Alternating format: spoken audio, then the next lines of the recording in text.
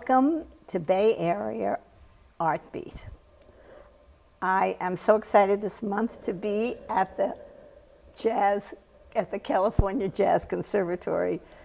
Really a very, very beautiful space. And this is an accredited jazz school. This is so exciting. So I'm going to be speaking to the director and wonderful jazz musician, Susan. Introduce yourself. Thank you. First of all, I'm so pleased to meet you, and I'm honored to be on this wonderful program of yours. So thank you for inviting me. My name is Susan Muscarella, and I'm the president of the California Jazz Conservatory. And what did you do before this? I'm sure you had a long life before you came to Berkeley. Tell us a little bit about yourself. Well, I did. At one point in my life, I ran the jazz program at the University of California, Berkeley, and got a lot of experience there, not only as a teacher, but as an administrator. And at the same time, I was also performing. Yeah. And when did you start? You started the school? I founded the jazz school in 1997. Wow. And our first facility was down on Shattuck Avenue in the Yellow House restaurant, which is now La Note. We all know it now as La Note Restaurant. And so we were there for about maybe I'd say 3 or 4 years, and quickly outgrew that space. Yeah. And I started looking for another home for the school, and I heard that at the time, Mayor Shirley Dean was creating the Downtown Berkeley Arts District, and I thought, well, that would be the perfect space for us, is to be in the proximity of the Downtown Berkeley Arts District. And we found the basement of the Crest Building across the street from this venue, and opened in 2002. Wow. So you were among the early people on this block in the art district. Yes, I like to think of us as one of the anchor tenants in the arts district. You are one of the anchor tenants. Thanks. Fabulous. And then what's all this that's been, this is all pretty recent within the last year, becoming the California Jazz Conservatory, right? Well, the jazz school was founded as a community music school, which means that it was non-degree granting. And after about 10 years or so, I started really wanting to start a degree granting program. So I started to design a Bachelor of Music degree in Jazz Studies in 2008, I think, and we launched the program in 2009. And it was a very exciting time for us. We opened with 34 students, and it was. We based it on if we built it, they would come, and they came, which was wonderful, and applied for accreditation with National Association of Schools of Music in shortly thereafter, and were granted accreditation in 2013. Oh, that's wonderful. So that was a real benchmark, a really exciting benchmark. That's a great accomplishment. So people can come. This would be the undergraduate college, or this would be a graduate degree? The California Jazz Conservatory offers 2 degrees right now, an Associate of Arts and a Bachelor of Music degree in Jazz Studies. Great. So one is a 2-year, the other is a 4-year, and then we're waiting for approval on a master's degree for graduate program. Oh, that's great. Yeah, it's very exciting. You founded a school, that's amazing. It's wonderful. I want to tell everybody that on March 26th at the Berkeley City Council, it's meeting now at Bonar and Addison in the school department's building, that Susan is going to be honored by the city, and people are invited to come. We honor somebody who has done something extraordinary in Berkeley once a month, and March is Susan. So, Susan, tell me the difference between the California Jazz Conservatory, the jazz school, or if you could explain that, because I'm a little confused myself, and other people might be confused. Well, that's a really great question. So, when I started to create the concept for the school in the first place in 1996, I realized I had to come up with a name for the school. And it was a little tricky because I wanted a clever name, I wanted a catchy name. And so at that time I was playing in a trio that had been invited to perform at the Monterey Jazz Festival in Japan. There's another Monterey Jazz Festival in Japan. Huh. So I'm on the airplane with my band, and we're flying over Japan, and I was driving the band crazy with this name and that name and this name, and the bass player, whose name is John Watala, looked at me and he said, "Susan, for heaven's sakes, why don't you just call it what it is? It's a jazz school." And I said, "Yes, it's a jazz school." So I just put those two words together and created the jazz school. Yeah. So the name is really John Watala's idea. He's a well-known, fabulous Bay Area jazz bassist. So I wanted to give him credit. So we operated as the jazz school until 2013, when we became accredited. And we decided to use that moment to rebrand the school. Yeah. And since it had now a degree granting component, we thought that it would be better to call the school the California Jazz Conservatory. And so the institution itself is the California Jazz Conservatory. Wonderful. And under that umbrella, we have a degree granting program, which is the California Jazz Conservatory, and a non-degree granting program, which is the Jazz School.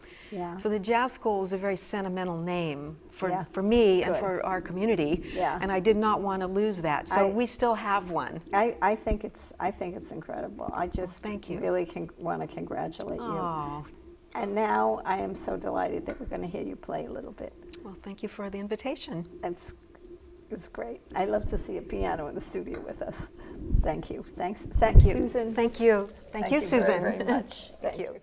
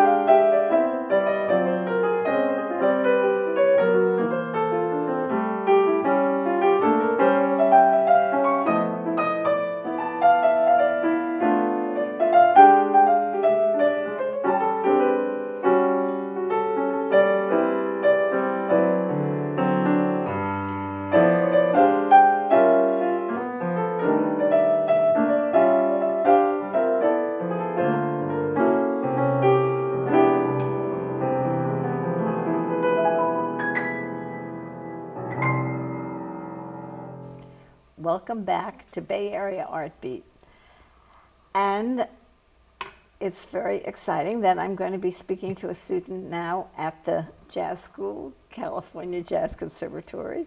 And Sheldon, welcome to the program. So wonderful to meet you. And obviously you're a drummer.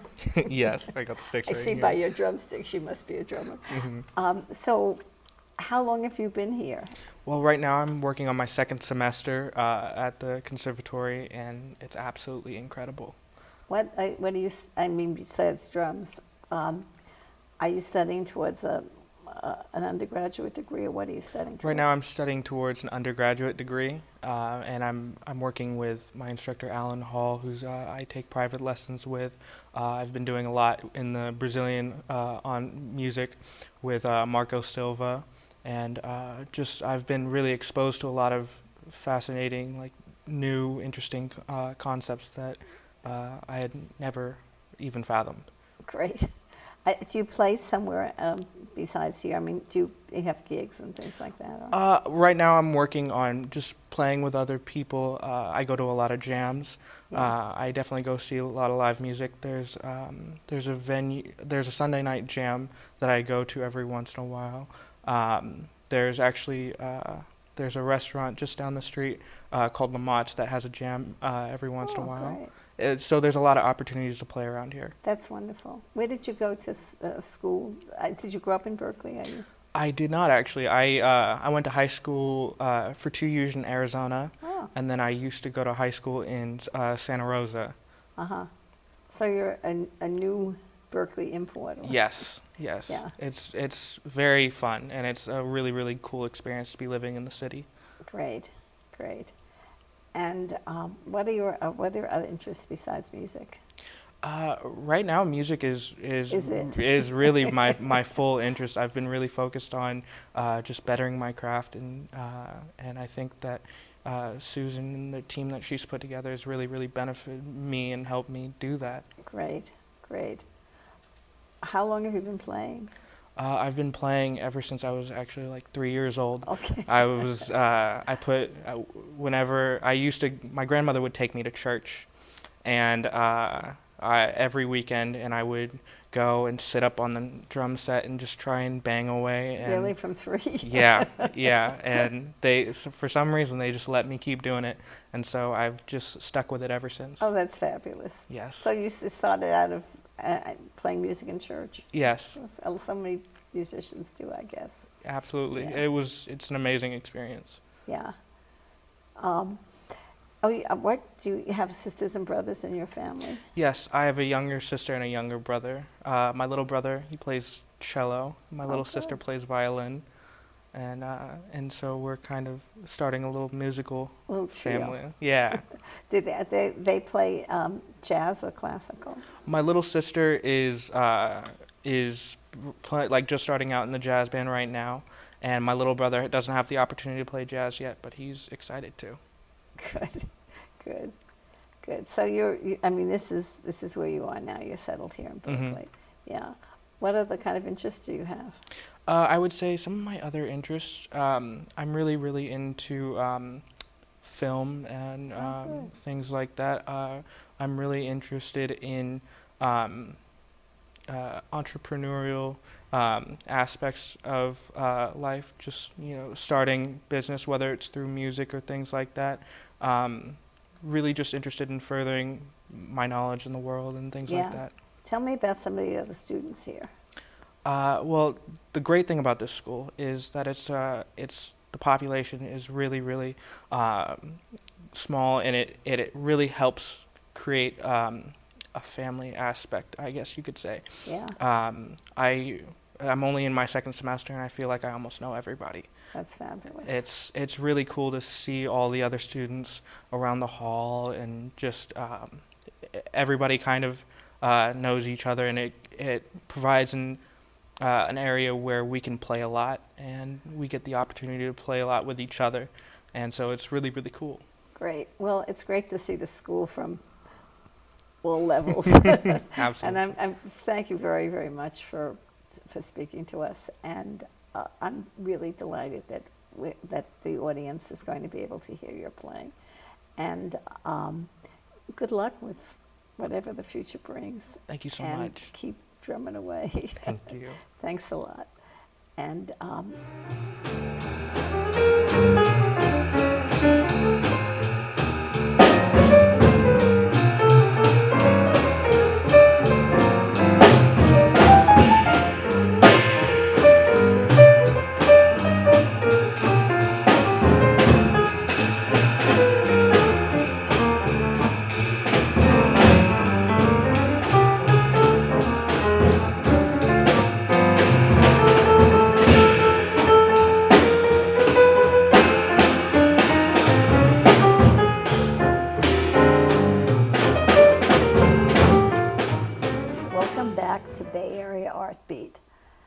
My next guest is, I'm so delighted to be speaking to you. Dr. Anthony Brown. What do you like to be called? Well, Anthony is fine. Anthony is fine. Great, great. So you have such a fabulous history, and you've accomplished so much in your life. What would you like to tell us about you? And don't be modest. This is not the time to be modest. This is the time to be immodest. Well, I would say that my lifelong aspiration was to make my parents proud of me. Oh, great. I really feel a great debt to my parents. I felt instilled in me the values that kept me on the straight and narrow. And they encouraged me to be an artist. Even though my father was active military, I grew up in the military. I was born on the Presidio, San Francisco. Uh-huh. And I spent my first 9 years there. Then I grew up in Japan. I spent 4 years in Japan, my mother's home country. And then I was in Los Angeles for 3 years. And then I graduated from high school in Germany. Wow. So I had a chance to see the world, and I got a chance to interact with a lot of different people. And I was always inspired by my parents and their ability to interact with others and to, at the same time, make sure that we felt loved and that we were, I always felt they were in my corner. Now, my dad was a hard taskmaster. He was a drill sergeant. So Was he literally a drill He sergeant? literally was a drill sergeant, yes. And so discipline was, that was rule number one. But my mother being Japanese, that was also her predilection too, was, everything had to be done correctly. Yeah. Chanto is what they say in Japanese. Yeah. So, when I was successful, they were there to cheer me on. Oh, great. My mother actually, after my father passed in Savannah, moved to Japantown. And so my orchestra, the Asian American Orchestra, we were based in Japantown. And so she would come to our concerts, and she was really active in the Komochi Senior Citizen Center. So when we would perform, she'd have all her friends there. So we've had these bevy of elderly ladies all cheering us on. And so that was very special. So again, I really do have to credit my parents for whatever it was or has been that I've achieved in my life. They were the ones who essentially told me that I should follow my heart. That's great. Were they musicians? None of them were. Neither one of them was a musician. My older brother was a musician. He's the one who actually taught me music, and I should give him as equal amount of credit because he modeled a lot of things for me. You said you were a visual artist. Yeah. Actually, I started as a visual artist. Ah. And it was because I was emulating my older brother, Mike. I wanted to be like Mike. And then he started playing the guitar and got into music, and I wanted to be like him, so he taught me how to play the guitar. Right. And that sparked an interest in music. He went on to play with Bo Diddley, so he went on to become, a professional musician. Yeah. And I thought that was great, but I was actually a visual artist. Yeah. But what happened was when I was in high school in Germany, my portfolio was stolen between my junior and senior year. Yeah. So when I was ready to apply for college and to apply as a music major, I had nothing to show. Wow. But I had already been a musician. I figured I could just audition and I can get into college that way. So I had to switch gears. But there's where I think it's a good fallback career. Well, turned out to be probably my true passion. So that worked out fine. That's great. So you worked at the Smithsonian for many years. I worked at the I actually have been affiliated with the Smithsonian since 1988 when I conducted my first research fellowship there, and I was researching the history of the jazz drum set. And while I was there, they had just acquired that summer of 1988, they had acquired the Duke Ellington collection. Oh, wow. And of course my idol, and when I found that out, I was in the Office of Folklife, and I was listening to all these records from all over the world and reading everything that they had. And when I found out they had the Duke Ellington collection at the American National Museum of American History, I asked to visit, and they said, "Oh, sure. Well, you're a research fellow, no problem." So I went to the collection, and there were just boxes everywhere, and most of it was his music. And there's this long-held notion that he didn't write anything down. Well, everything was written down. Wow. That's everything was wonderful, written down. yeah. I mean, his original manuscripts, I saw his original manuscripts for The Mooch, which I'm now teaching my class. I saw Billy Strayhorn's Lush Life in his hand. Wow. So, I mean, these were treasures. Yeah. And when they saw how much I was, my reaction to it, they asked me, well, do you want to conduct a research fellowship here? And I said, sure. They brought me back the next year. And then at the completion of that, they offered me a position to work in the archives. Oh, that's wonderful. So you've been doing, when did you stop doing that? Or are you still Well, doing I it? worked at the Smithsonian, so I conducted 2 research fellowships, and then I was brought on board 2 years later as a curator. And they Right. were producing traveling exhibitions. First one was on Duke Ellington, and the rest were Louis Armstrong and various other exhibitions. And that's what my job was. And they wanted me as an ethnomusicologist to reactivate the jazz oral history program, where we would conduct a 6-hour interview over 2 days, so 3 hours per day, usually in their house. Yeah. So I had a chance to meet and interact with my That's- idols. That's fabulous, fabulous. When did you arrive in Berkeley? Or Well, you're still arriving in Berkeley? yeah, arriving in Berkeley. Well, I actually moved to Berkeley from San Francisco. I was in the military. This was I went to school on an ROTC scholarship. This was during the Vietnam War. Yeah. And my father said, you're going to go in, so you might as well go in as an officer rather than, so they won't send you to the front lines. Yeah. Because he had already served Yeah. in Vietnam. And so I went to school on ROTC scholarship. I served my tour of duty in Europe, in both in Athens, Greece, and then in Heidelberg, Germany, where I was commander of the U.S. Army Corps. So I actually had The chorus, a well, music that's not a bad gig, job. right? So, Yeah. and then when I finished my military obligation, I moved back to the Bay Area, Yeah. and I moved back to San Francisco. First, I moved to Berkeley in 1984, and I've been here ever since. Yeah. So I think it's really fascinating. An artist in residence at Rosa Park. You're between Japantown and Yeah. Western Addition. Yeah, actually, that's where I left before coming here. It was, they were doing a groundbreaking, creating a pedestrian, a safe pedestrian crossway across Gary Boulevard. Oh, fabulous. So, Yeah. and that's to facilitate the children crossing the street. And there's a senior